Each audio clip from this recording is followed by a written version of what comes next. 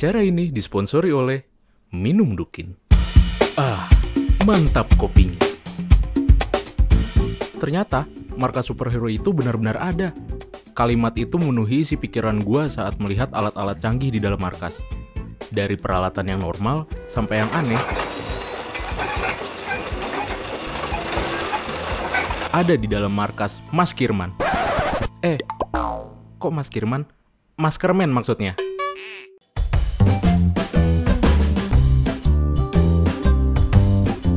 Saat sedang asik melihat-lihat markas, tiba-tiba terdengar bunyi perut yang lagi dangdutan. Kok dangdutan? Perasaan keroncongan deh namanya.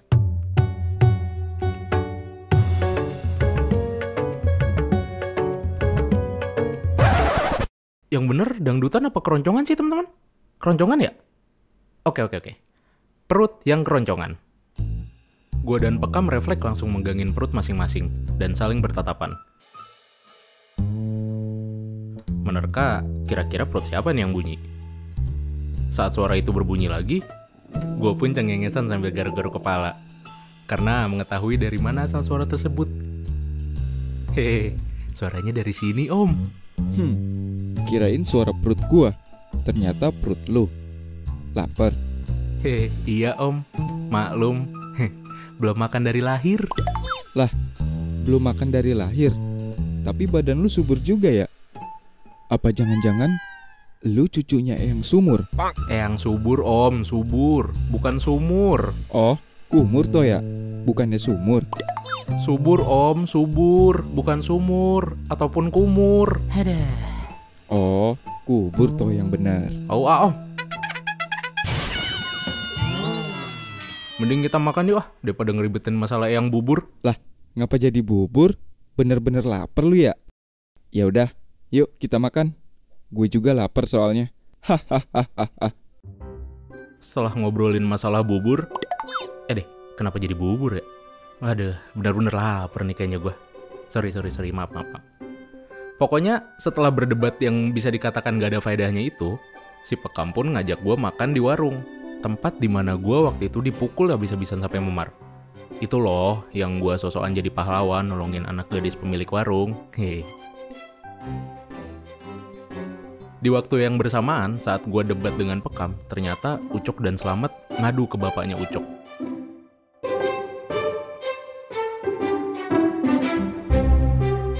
Mbak. Pak, Bapak, Ucok mau bercerita, Pak. Mbak. Kau mau ceritakan apa? Gini loh, Pak. Suara Ucok sama si Slamet tiba-tiba Mbak. Mana mungkin lah. Ada-ada aja kalian ini. Itu suara kita om. Mbak. Betul kali, Pak. Suara kita ini loh, Pak. Tak bohong aku. Mbak. Bener itu om. Mbak. Alamak Zan, bisa-bisanya kalian bersuara seperti kambing. Emang kalian habis ngapain? Mbak. Jadi macam ini, Pak. Mbak. Tadi aku sama si Slamet lagi usilin si Ponga. Mbak. Yang lagi ngobrol sama si tukang kambing, Pak. Terus tiba-tiba suara kita berubah jadi Mbak. Jadi si Ponga itu belum mati juga rupanya. Sepertinya aku tahu siapa yang membuat kalian seperti ini. Berarti kita dalam kondisi yang berbahaya. Terus nasib Ucok gimana lah, Pak? Obatnya itu sederhana. Kalian tinggal bilang saling sayang aja. Nanti juga hilang. Hah? Mbak. Emang tak ada cara lain, Pak?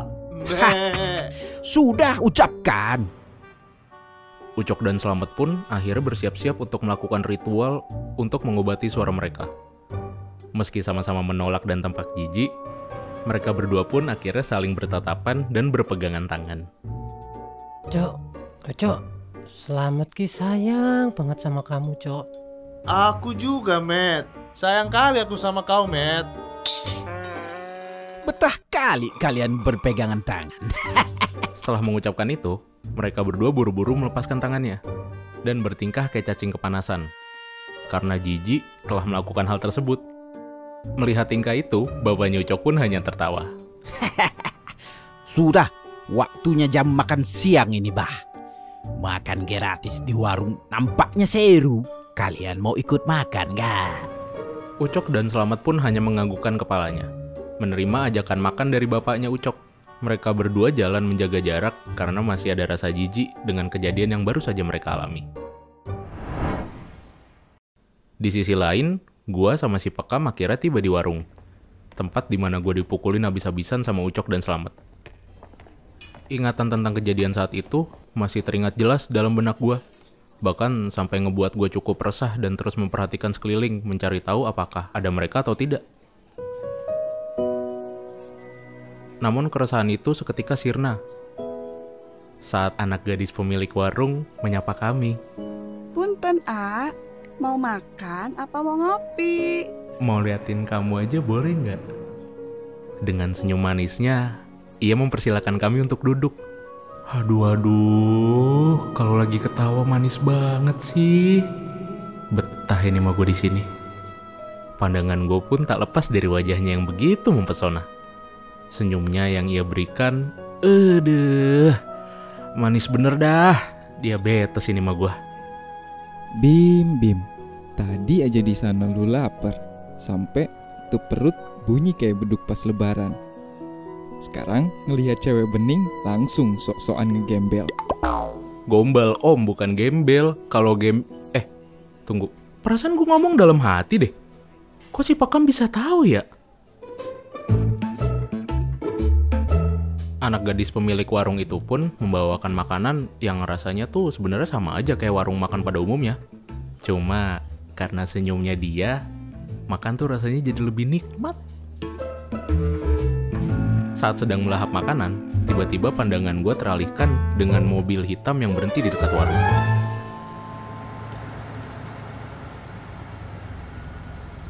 Tangan gue yang tadi sibuk masukin makanan ke dalam mulut, seketika terhenti. Ternyata mobil itu adalah mobil yang sama dengan kejadian yang menyebabkan nyokap gue meninggal. Mendadak, rasa geram dan emosi gue pun memuncak saat melihat pria yang keluar dari dalam mobil itu. Pria itu adalah si pemilik tato di lengan kanannya. Dia yang menyebabkan nyokap gue meninggal. Namun betapa terkejutnya gue saat melihat Ucok dan Selamat turun dari dalam mobil. Kini satu pertanyaan besar terbesit dalam otak gue.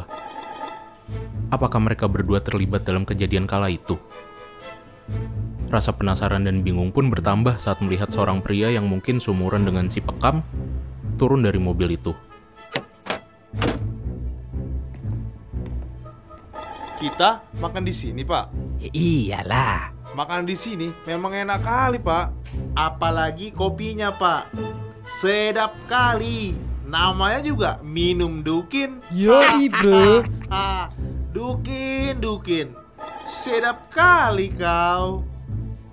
Namun pria itu tampak tak asing bagi gue.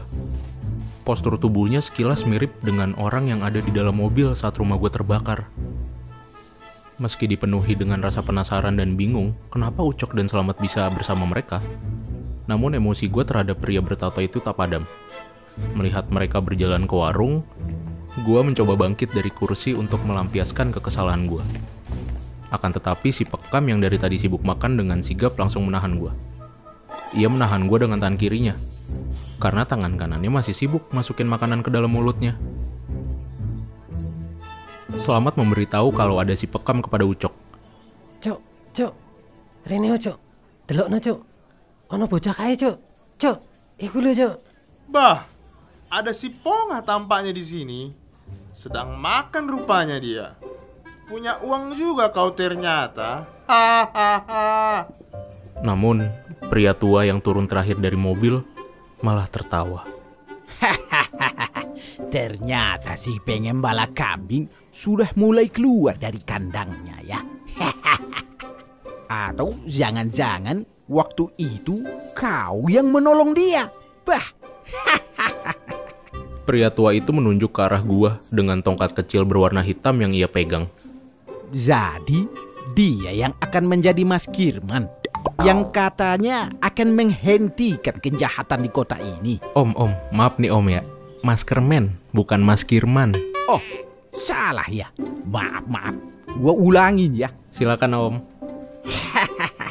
Jadi dia yang akan jadi Mas Kirman, yang katanya akan menghentikan kejahatan di kota ini. Akhirnya kenyang juga. Ada Matam. Apa kabar? Sehat? Mendapat pertanyaan itu, tampaknya si pria tua atau Matam tidak menyukainya. Ia kemudian mengangkat tongkatnya dan kini mengarah ke Pekam. Wits, santai dong Tam. Santai. Gue tahu lu kesel. Bahkan lu pengen kan kita berantem? Hahaha. Tapi jujur nih ya Tam, gue lagi kenyang banget nih. Dan males banget berantem. Lagian kita kan udah tua. Masa masih aja mau berantem sih? Mending dia aja sama anak lu yang berantem. Atau sekalian aja lu berdua lawan dia. Nggak apa-apa. Hahaha. Merasa tak terima dan seperti mendapat hinaan, tiba-tiba Matam langsung mengayunkan tongkat itu ke arah gua. Sekilas gue melihat tongkat itu mengeluarkan kain berwarna hitam dengan ujung yang sangat runcing terbang begitu cepat ke muka gue.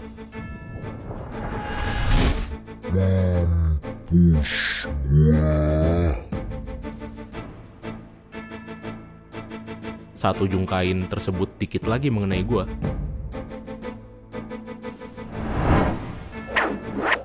tiba-tiba ada yang menarik tangan gue dengan begitu cepat. Sekelebat bayangan yang cepat menarik gua, dan gua pun sudah berpindah tempat dari warung ke kandang kambing. Hal seperti ini pernah gua rasakan sebelumnya, saat kejadian rumah gua terbakar. Namun, yang membedakannya adalah, gua tahu siapa sekelebat bayangan itu. Loh, ternyata om yang waktu itu nolongin gua.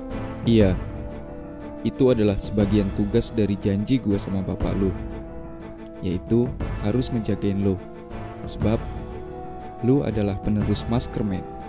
Dan tadi lo udah tahu siapa musuh lo, yaitu si Matam, masker hitam yang memiliki senjata mematikan dengan tongkat berkain. Dan hanya lo yang bisa mengalahkan dia. Jadi gua harap lo bisa menggantikan bapak lo sebagai Maskerman, superhero yang akan membasmi kejahatan dan ketidakadilan di kota ini. Siap kan? Gua siap.